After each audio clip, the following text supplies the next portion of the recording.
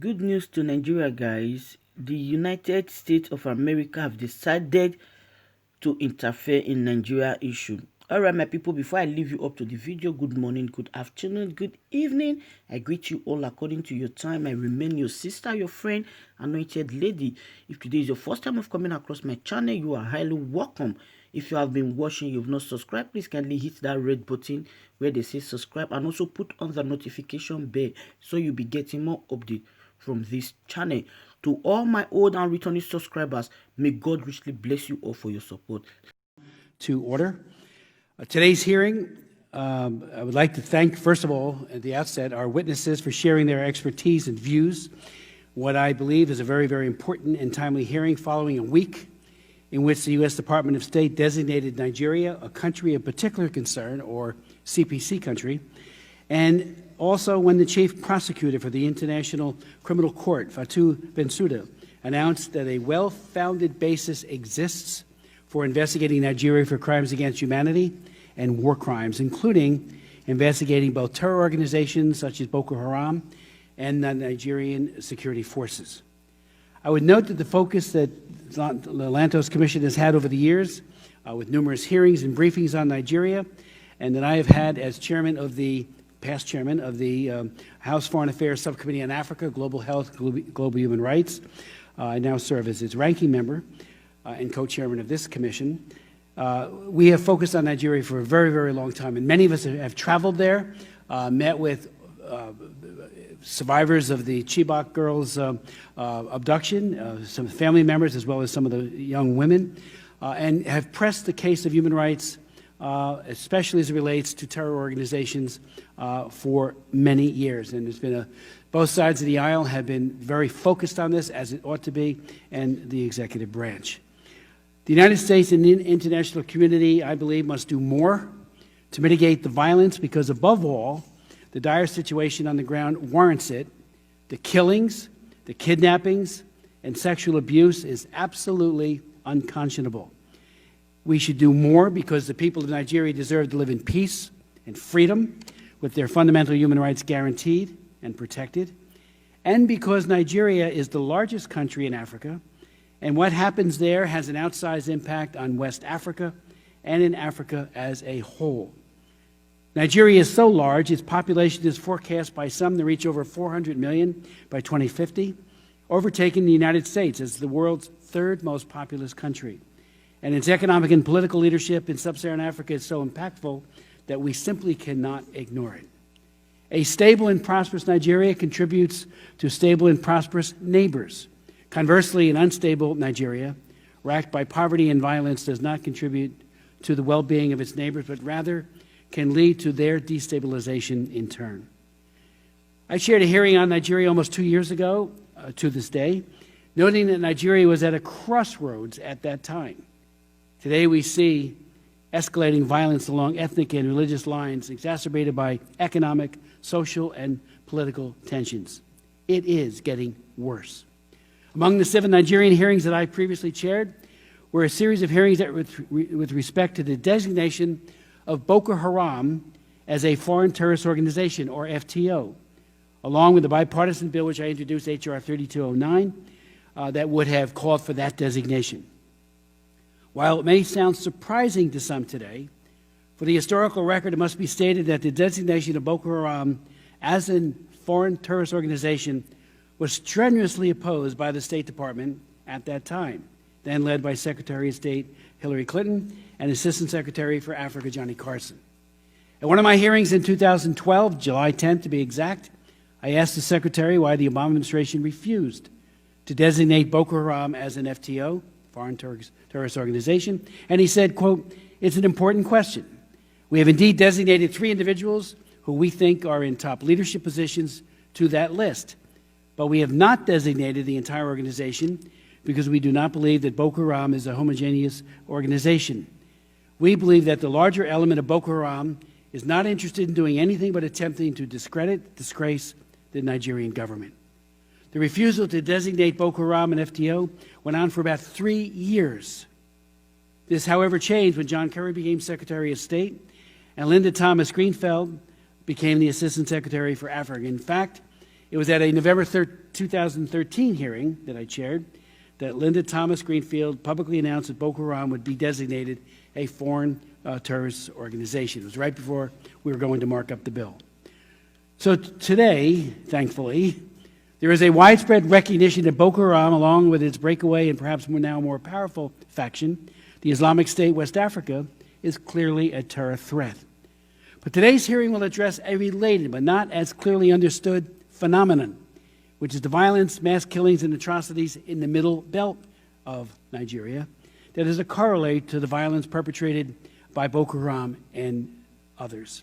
These acts of horrific violence, which we will hear testimony about, are committed in large part by Fulani militants. And I want to underscore that it's important that we do name those responsible for the violence, that its ethno-religious component, because there has been a lot of moral equivocation on this point, including by the State Department. Yet the situation has some degree of complexity. Yes, there are tensions between farmers and pastoralists exacerbated by climate change. There are counter-reprisals committed against members of the Fulani community, although they are relatively rare, including those who are innocent of any wrongdoing. But that does not negate the fact that the largest dominant driver of conflict in the Middle Belt region is committed by Fulani extremists who appear driven in large part by ethno-religious chauvinism against mostly Christian farmers, though I do note that there are elsewhere Shia Muslims who are also victims, and that intra-Sunni conflicts also exist within the Muslim community as well.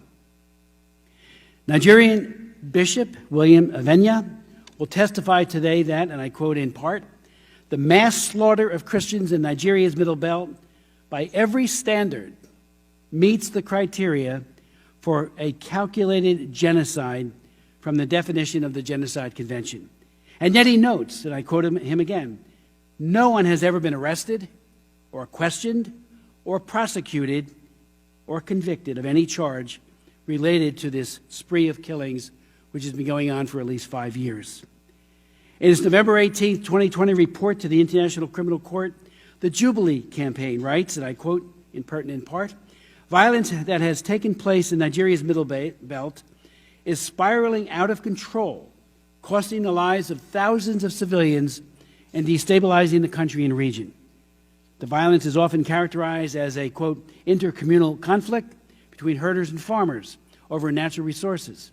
However, the well-worn label is now obsolete due to the increasing asymmetry in attacks, as well as the steadily increasing frequency and organizational planning of Fulani militant attacks against civilian targets." It's worth noting that what separates this situation from that of Boko Haram and the Islamic State, West Africa, is the fact that the Nigerian government under President Buhari is dominated by the Fulani.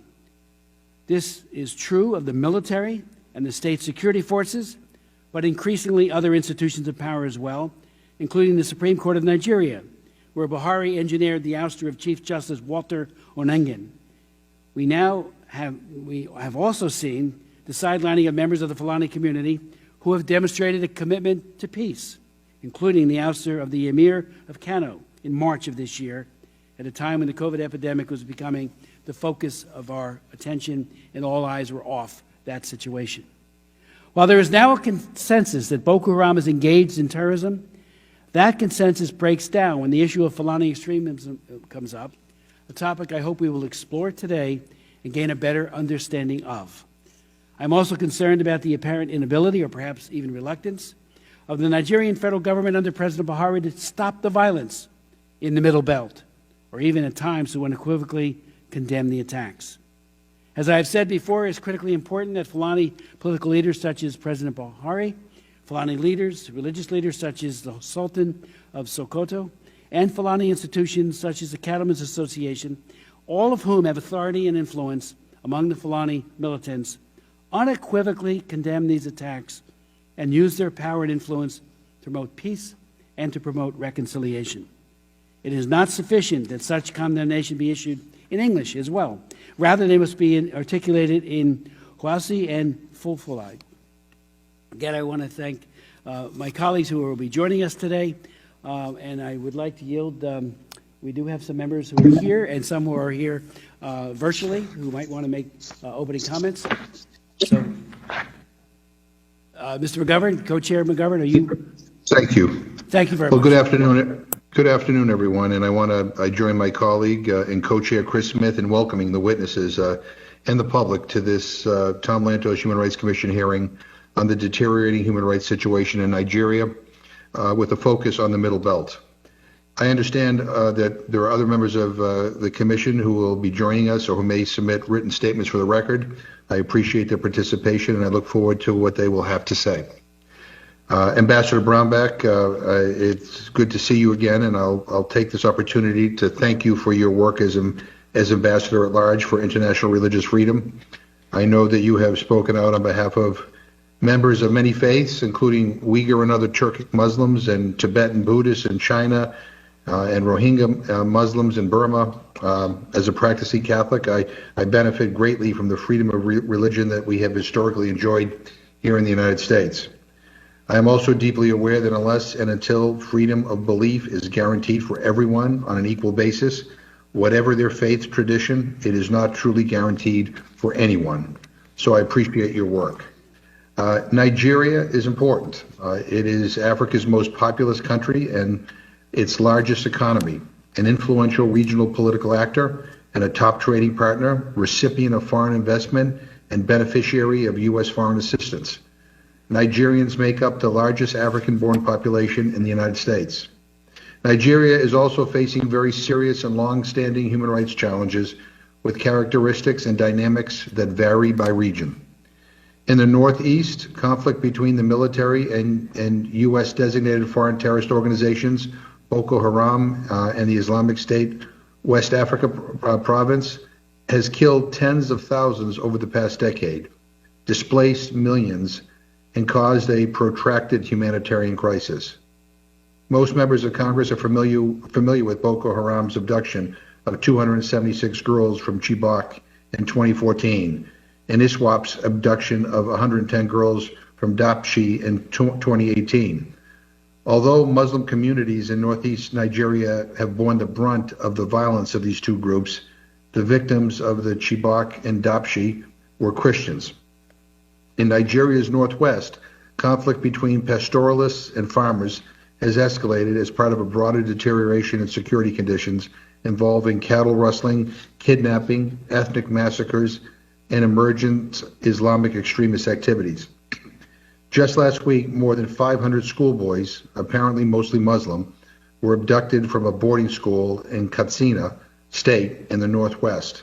A day later, Boko Haram, whose name means Western education is forbidden, issued a video claiming responsibility for the abduction. According to news reports, 333 boys are still missing. Farmer-herder violence also has surged in the central Middle Belt, an ethnically and religiously diverse region where disputes over access to resources coincide with cleavages between Christian and Muslim communities. This region is the focus of the hearing today. I want to be clear that the violence unfolding throughout Nigeria is a tragedy. No violent death is acceptable. No one should have to live in fear of being attacked by armed groups or by a country's police or security forces for that matter. It is deeply unfortunate that the Nigerian state is failing to provide protection for its civilian population or to ensure accountability for the victims of violence. We know from experience that these failures can feed an escalation of violence. So the question for us is, what can we do about it? This commission approaches human rights violations from two angles: how to respond when they occur and how to prevent them in the first place, especially when it comes to situations with a risk of atrocities like mass killings. Prevention must be a priority. The Simon Scott Center at the U.S. Memorial Holocaust Museum recently issued its annual statistical risk assessment for mass killings. The center calculates that Nigeria faces a 7.3% risk of a new mass killing of at least 1,000 people over the next year. That's a 1 in 14 chance, an increase from the past 10 years. So prevention has to be the name of the game here. Now, we've looked at the situation in the Middle Belt before. The last hearing was in 2018. We've talked with many experts on Nigeria and on human rights and reviewed a lot of solid research. We've found widespread consensus that the underlying drivers of conflict in the Middle Belt are complex and multidimensional. Competition for political and economic power, disputes over access to land and resources exacerbated by the impacts of climate change, and impunity for past violence that gives rise to reprisal killings. So I hope that our witnesses today will provide recommendations as to what more the U.S. government can and should be doing to address these underlying drivers. For my part, let me say that I look forward to working with with Co-Chair Smith next Congress, assuming that we are both reappointed, on a hearing that examines the links between climate change, environmental degradation, and the prevention of atrocities. One last thought. We know that the language used to describe conflicts is important. As we describe the reality in Nigeria and other conflict-ridden societies, we must not allow ourselves to contribute to polarization by reducing whole populations to the other. I close by asking unanimous consent to include in the record of this hearing the following materials: a statement for the record from Amnesty International USA, a statement for the record from Fatima Madaki, Project Manager for Advancing Religious Tolerance, Search for Common Ground, a statement for the record from Father Bator, Section 6 recommendations from the U.S. Holocaust Memorial Museum, report titled by any other name, 2020 USURF Nigeria Country Update, and additional materials as appropriate. Again, I thank the chair for yielding and for doing this hearing, and I would yield back my time. I want to thank my good friend and colleague, the co-chair, for his comments, and without objection, all of the inclusions for the record will be made a part of the record. I'd like to now yield to Commissioner Jackson Lee, gentlelady from Texas. Let me thank you, Mr. Chairman, and the co-chairman, Chairman McGovern, for the opportunity of this vital and important hearing. Let me say to my good friend from New Jersey, we have traveled together, we have looked at these issues, we've looked at issues in Africa and really around the world, joined with Ms. McGovern's passion for human rights, and all of us have had the opportunity and privilege to have served with the late Tom Lantos, and we know what his passion is.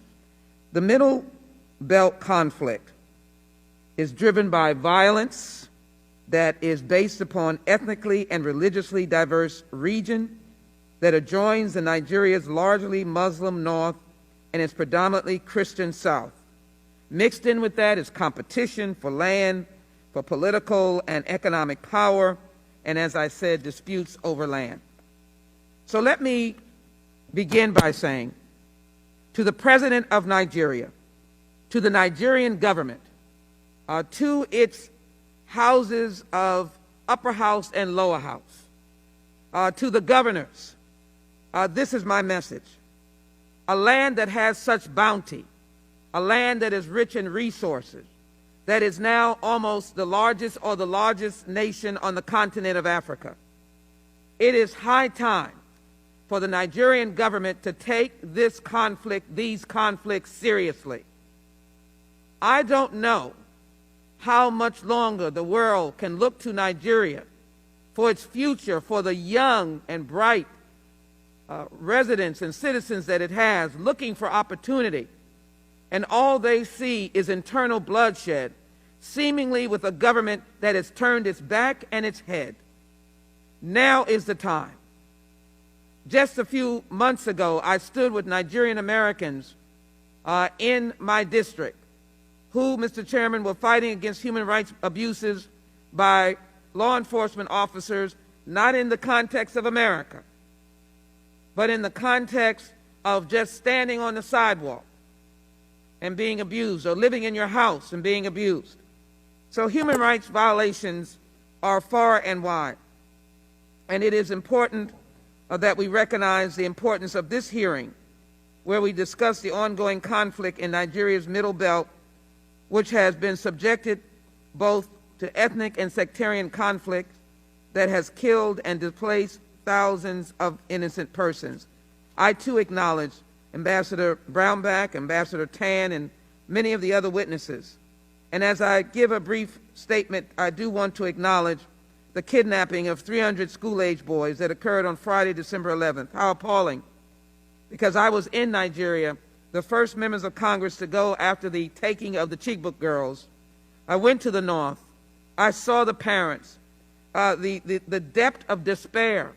And those girls, many of them have never returned, never returned. According to the Associated Press, Boko Haram is responsible for the heinous act of aggression, and I'm deeply appalled again by the Nigerian government. We have offered our help, both in terms of, as our chairman has said, Mr. McGovern, in terms of outreach and education and diplomacy, and also in support, peaceful support of the Africa Command. We must come together to not only find these children immediately and return them to their families safe and sound, but also confront these terrorists so the atrocity will never happen again. According to the newly released annual statistical risk assessment and the Holocaust Museum's analysis against genocide, Nigeria as a whole faces a 7.3% risk of experiencing a new mass killing by the end of 2021. I don't think we can take that.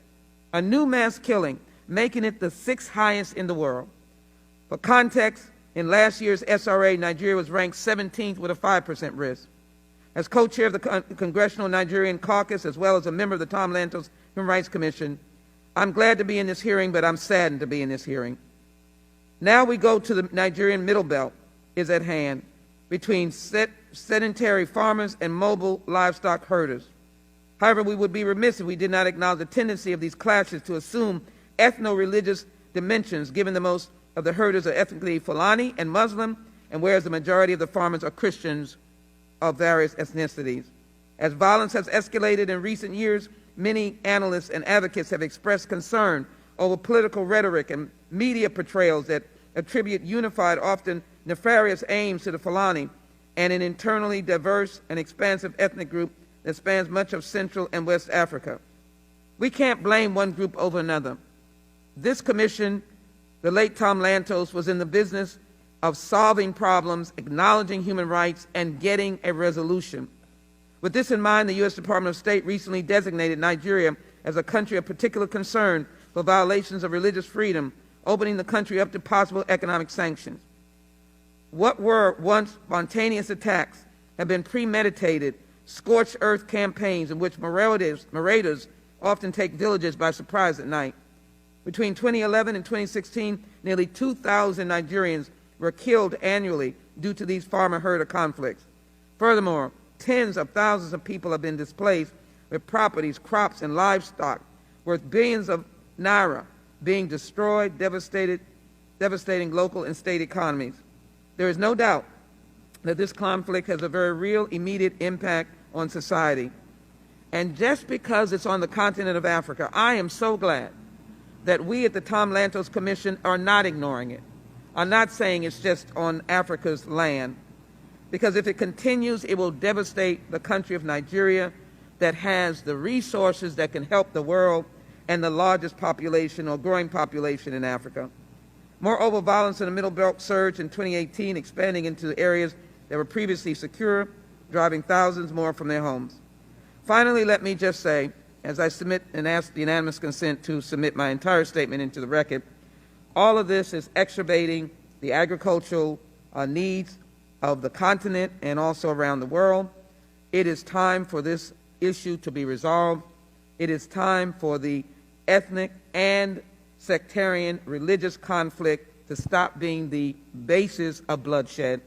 And yes, Mr. Chairman, co-chairman, it is time for the Nigerian government, the president of Nigeria, having just recently gotten through an election, its parliament, its Congress, to stand up and dig into resolutions of this humanitarian crisis.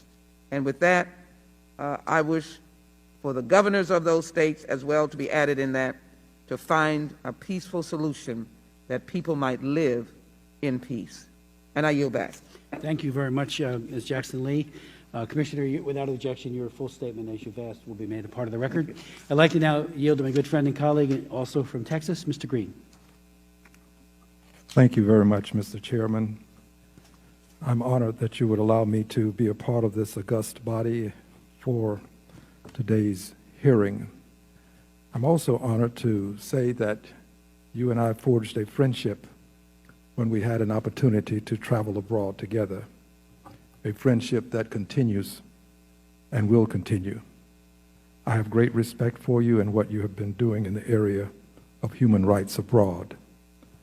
I'd also like to thank the co-chair, McGovern.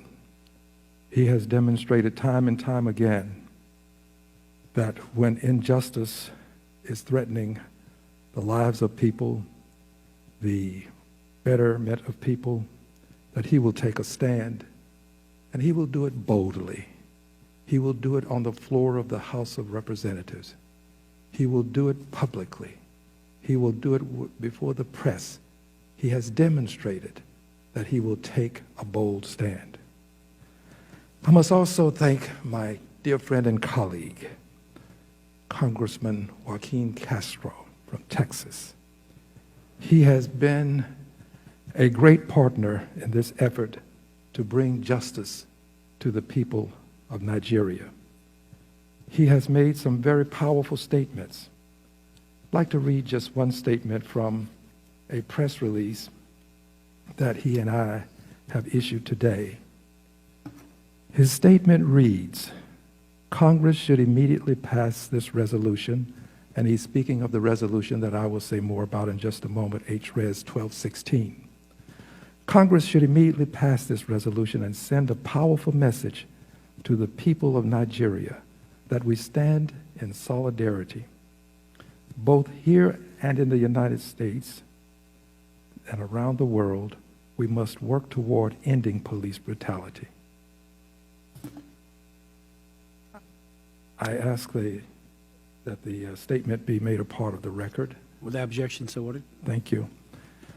I also would like to thank the Nigerian community in Houston, Texas, Professor Christian Ulasi, who has been a great partner in helping us assemble the community. I thank the Eco Club Houston, the Imo Daughters Exclusive Houston, the Niji Ichi Cultural Association Houston, the Nigerian American Multicultural Council Houston, the Nigeria Americans United Political Action Committee. And there are many others that I should be thanking, and I regret that time won't permit me to cover them all. I'm here today, Mr. Chairman, because Black lives matter wherever they may be. I'm here because, paraphrasing one of the witnesses who will give testimony today, who is an attorney, Attorney Udo Judy Ilo, paraphrasing him, the Nigerian country has lost its soul. And I'm here because there is something that we can do. We have a resolution that is pending in the Foreign Affairs Committee. I'm here because we can pass this resolution and say to the world that we will not tolerate the injustices occurring in Nigeria, that we won't be muted, that we will speak up, and that we will stand up. I'm here because while this resolution may not be enough, I'm always reminded of my grandmother's admonition to me. She referred to me as Alexander, and she would remind me that when all you can do is not enough, you must do all that you can. The resolution isn't enough, but it is something that we can do. And I'd like to, at this time, if I may, insert a copy of the resolution for the record as well. I'd also like to submit for the record a copy of an article-styled analysis of CCTV footage from Leaky Toll Gate raises new questions about shooting. And this is an analysis that CNN participated in. I'd like to read one sentence. It reads, the footage, referring to footage from the shooting, corroborates the timings CNN reported for the gunshots fired by the Army. It also shows soldiers approaching protesters and firing shots. There is much more to be said. I ask that it be placed in the record. And finally, what I'd like to do now is simply read some of what the resolution contains, begging that my colleagues who have not signed on to it would do so, and indicating that my request will be made to have this resolution brought to the floor, because not only is time of the essence, lives are at risk. The resolution reads in part, and I would indicate that Mr. Castro is a co-sponsor, as is Ms. Lee of California, as is the many other members, without going through the entire list. But there are members who are sincere and want to be a part of this, and I ask that other members would join us also. It reads in part, whereas on October 20th, 2020, armed security forces reportedly indiscriminately fired live ammunition on a crowd of peaceful protesters that had gathered at the Lekki toll gate in Lagos, Nigeria, resulting in numerous deaths and injuries in an event now known as Black Tuesday. It reads further, whereas there has been significant evidence of police violence and abuse by SARS in Nigeria, we must not tolerate, and we must thoroughly, immediately investigate in order to achieve justice for these victims. Whereas all peaceful protesters who were wrongfully arrested for participating or supporting the End SARS protest must immediately be released. Whereas there must be an immediate independent investigation of the action that led to the killing of and the use of deadly force against protesters at the Lekki toll gate on October 20th, 2020. And I will now go to the be it therefore resolved and bring this to closure. Be it therefore resolved that the House of Representatives condemns the violent crackdown on peaceful protesters by the Nigerian security forces and calls on the government to desist from the persecution, harassment, and infringement of the human rights of any and all Nigerians for exercising their rights to protest. And finally, calls on the African and international human rights community to conduct independent investigations into the use of deadly force against protesters at the Lekki toll gate on October 20th, 2020. Mr. Chairman, I ask that the items I call to the attention of the Commission be submitted for the record if there are no objections. That objection? And I just simply close with this. The world looks to us for leadership, notwithstanding any circumstances to the contrary. This is our moment to take a stand, to be a part of this mission of mercy to help the people in Nigeria. And one of the things that we can do is to pass this resolution and hopefully send the message to the world that we will take a bold stand for the people of Nigeria and that Black lives matter wherever they may be. I yield back the balance of my time. Thank you very much. And without objection, Mr. Green, your materials will be made a part of the record. So. Thank you, Mr. Chairman. Let me, and thank you for, we have traveled together. We've worked on humanitarian issues, including when the Philippines got ravaged by a terrible, terrible storm. And it was great to be with you there and elsewhere. So, and thank you for being here today. Today we do have three very, very distinguished and accomplished leaders as our witnesses from the U.S. Department of State, an Assistant Secretary and two ambassadors at large, as well as a very distinguished private panel that includes a Nigerian bishop who will be connecting with us virtually, and a baroness from the UK who will also be doing likewise. So leading off our first panel is Ambassador at Large for International Religious Freedom, Sam Brownback. Ambassador Brownback is a former governor senator, and representative from Kansas. While a member of the Senate and House, he worked actively on a whole range of religious freedom issues, including being a key sponsor of the International Religious Freedom Act of 1998 that was authored by Congressman Frank Wolf. He was, when Darfur was just a horrible area of misery and killing, Sam Brownback made the trip there and brought a great deal of attention to what the Bashir government was doing in the Sudan. We have worked together, he and I, on many issues, including human trafficking. He is a very strong proponent of protecting innocent human life, including unborn children.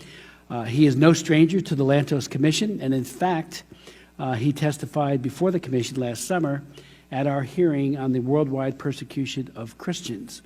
I want to thank him especially for his leadership in the last few days in the designation of Nigeria as a country of particular concern, one of the most egregious violators in the world, where a whole set of sanctions potentially could be levied against the government for its egregious